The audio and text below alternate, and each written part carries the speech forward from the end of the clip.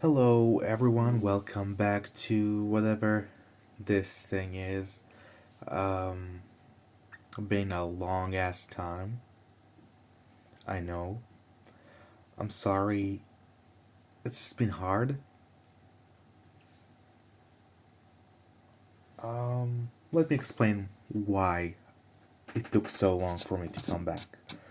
So, when I first stopped, like 3 months ago, was it? 4 months ago? I had an oral surgery, so I couldn't speak for a while. I mean, I was able to speak, but not enough for a video. And then my aunt died, and then my grandma died a month apart. So it's just been hard and weird and whatever, and kind of sort of fell back into depression. So there's that. Yeah, so long live pro whatever. I can't even spell it.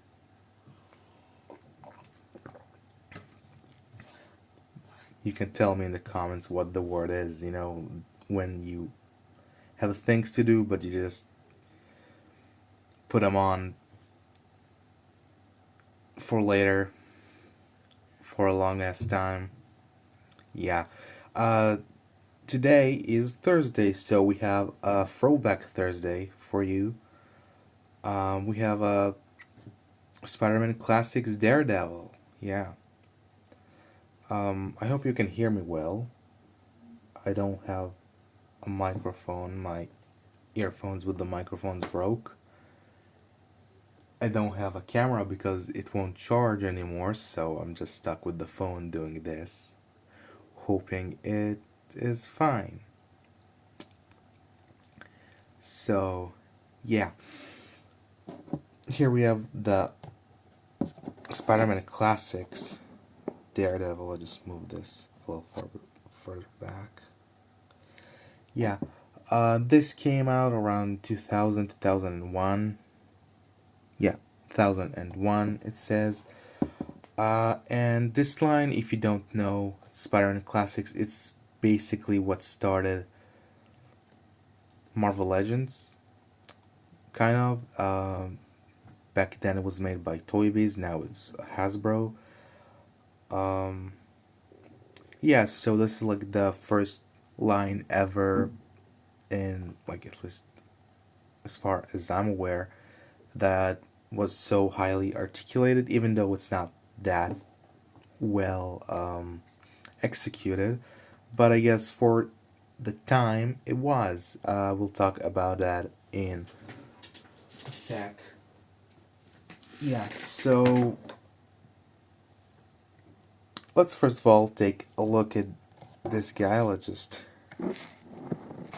take this again further back. I don't really have that much room. Yeah, okay, so this is fine, whatever.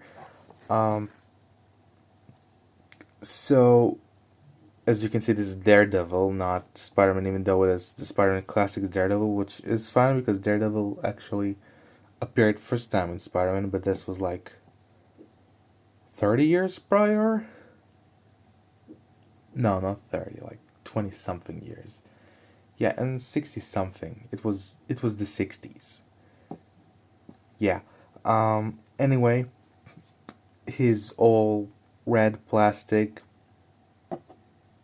with actually a lot of shading, surprisingly, because like, if you have a new Daredevil from Marvel Legends, it will have not as it won't have shading, I can tell you that. It'll be slightly better sculpted, but not really, because I mean, they have some flaws there. Usually what happens with Hasbro when they make Marvel Legends, they tend to be thinner than what they are supposed to be. Like, here's Spider-Man. Not from this view, but from this view, they are like lacking a little bit depth, I suppose you can say that, or something. I don't know. But yeah, so that's a big problem that I have with Marvel Legends. They don't have that good scaling and proportions. Yeah, the proportions are almost always off. But with this guy, it's understandable. This is 20 years ago, to the day. I'm not to the day exactly, but to the year. Um, yeah. So, other than that, you can see his face is painted, but that's basically all the paint you get. There's some variations in the red, like not just the plastic, but there's just like some lines that are uh, lighter red, which is accurate. So there is that. Um, yeah, so let's go with articulation. There's not much in the head, it just kind of rotates, and mostly it happens in the neck, in the base of the neck. So that's that, and he's always constantly just looking up because of how they engineered it. Yeah. Now when we go lower, like this midsection of torso, this is kind of a weird design and engineering for this, because it's like the older GI Joe stuff with like the rubber bands inside that holds all the moving parts. So like you can see there's a regular hinge here, like you have in modern figures, except it's connected in this torso with a rubber band, so it can move slightly like this, slightly like this, and even here, like this, also connected via some spring or rubber band. So that's how they used to make it. It's not really good. It's sort of annoying, to be honest, because it kind of does limit stuff. But at least his arms can move well enough. The neck can't really, it just like barely stretches or moves. It won't move up. It can't look up. I mean, he's always looking up, so he can't look down or normal. But you know, when you pose him, it's fine, and you're not really getting him to play with or whatever, because it's more of a historic piece. It's more of a historic piece. So that's more of a rationalization of getting him into your collection. Yeah. So other than that, he has double jointed elbows. He has a swivel in the wrist, sort of more like the forearm middle of it. It has a hinge in the wrist, like properly in the wrist, and then a hinge in the fingers. All of them move together. Both hands are like this. The thing that I don't like here, which makes me think this is really prone to breakage, the arms, the legs, it's like two pieces of hollow plastic that are glued together around the joint so it could move. Which, I mean, you can see if I bring this up here, bring the light to, like here around the knee, you can see slightly like, damn it, here you can see some not breaks but cracks and stress marks, which is not, it's not nice. You shouldn't make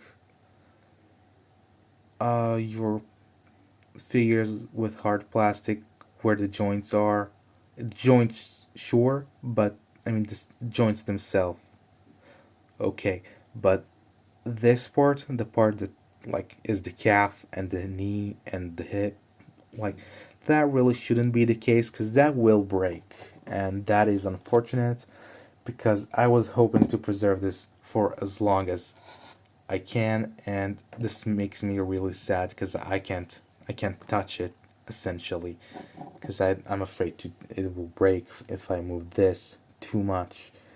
It shouldn't be this way, but it's what it feels like. So there is that. Um, Other than that, he has a waist swivel there. He has a decent range here in his thighs or hips. Can move out this much, so he can do a split, which is so much more than a modern day Marvel Legends can say, and he can move this high up. Yeah. So, I mean, this is fine. It's not really that, it's sort of unsightly, but it's fine. It's a toy. Like, I would be fine if Marvel Legends do this even today. Although I do like the ball joints, like the way they look, sort of. Not really with Marvel Legends again, because they are slightly gappy there in the pelvis area. But whatever. You can tell I'm making a lot of comparisons between this and like modern day Marvel Legends specifically, because this is the predecessor line, or like a sister line, how people call it. But honestly, this came like a year earlier, and this is what introduced to toy collectors the like the highly movable figures, at least not Japanese ones. Yeah, he has a thigh sole there, which is kind of loose because this is a hard plastic. So it's like a shell over the joint, so it can get kind of loose. Yeah. Here it is tight here and the knee, but you can tell, well, you can see how far it goes, and still looks good. It doesn't look bad, but kind of Marvel Legends is they kind of do look bad. He has a calf swivel here, calf. Yeah. So he has a swivel here, and look at the boot cut, and then he has up and down movement. No pivot or swiveling in the ankle itself, but that's just fine. And then you have a very nice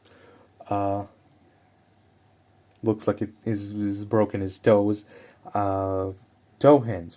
Yeah, but he can stand on it, which is, it's nice when they're tight enough for that. Yeah, and I guess the width of his foot helps with that.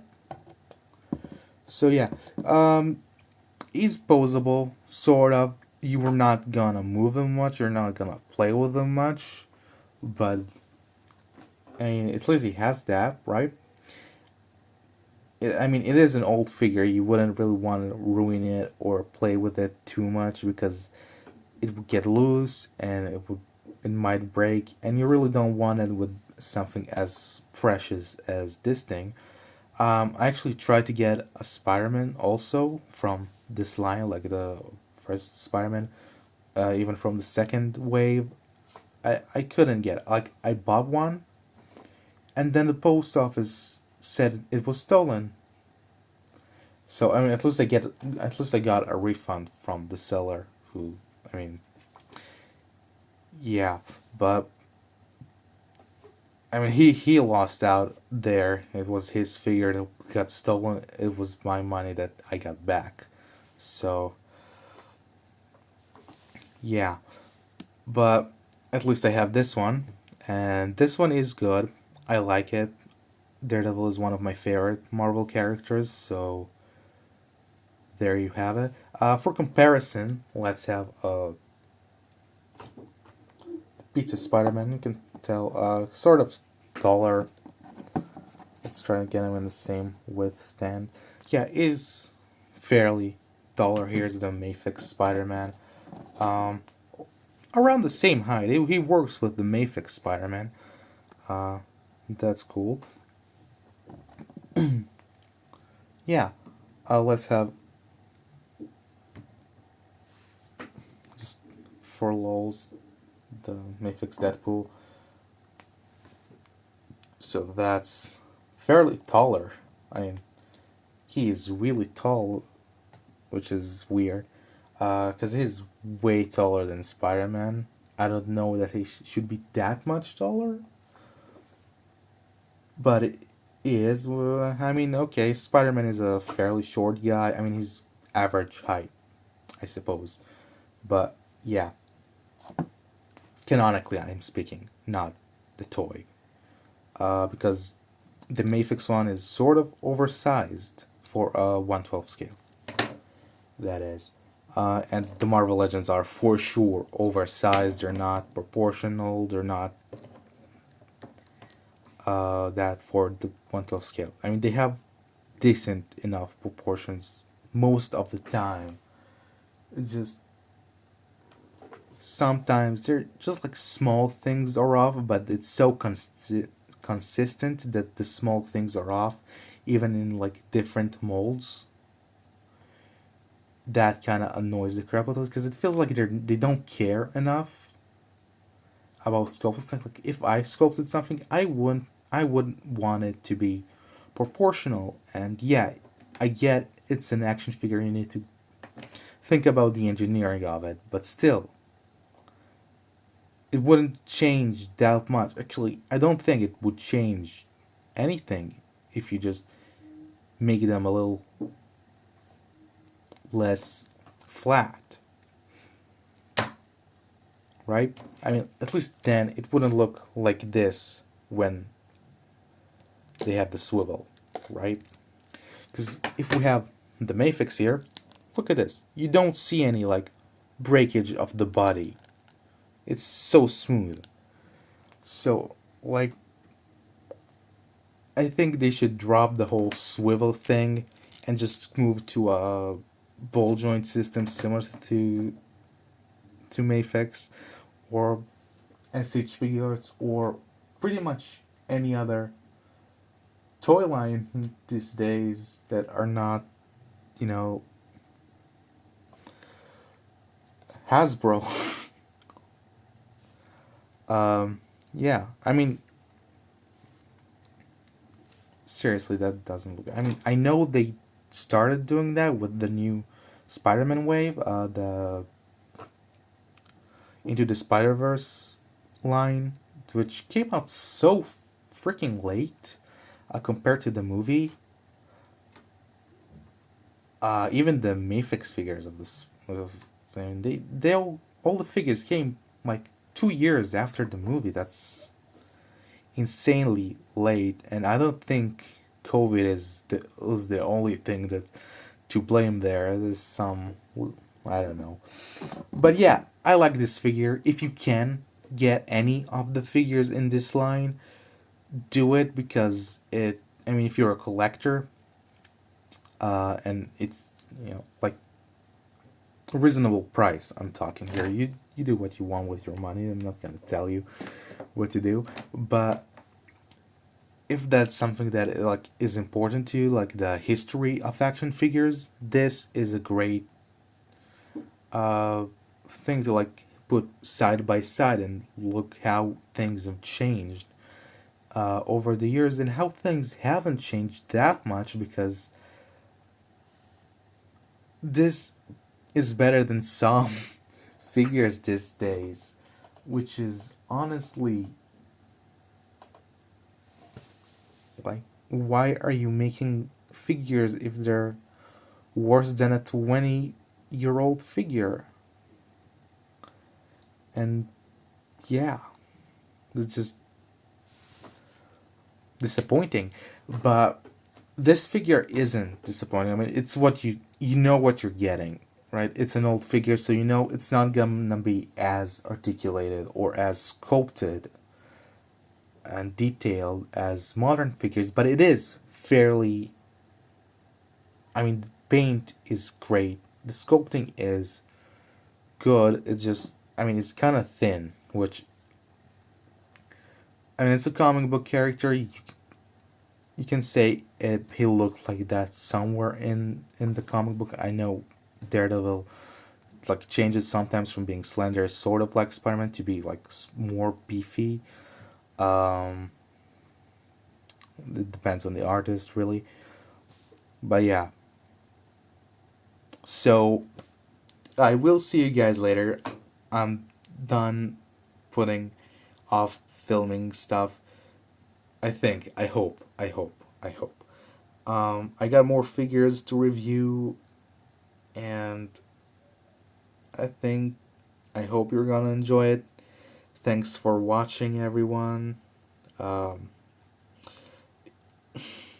I'd say subscribe, but I'm not sure if I'm not sure when I'm gonna upload more videos. Probably next week, I hope. But yeah, so happy weekend, guys. See you guys later.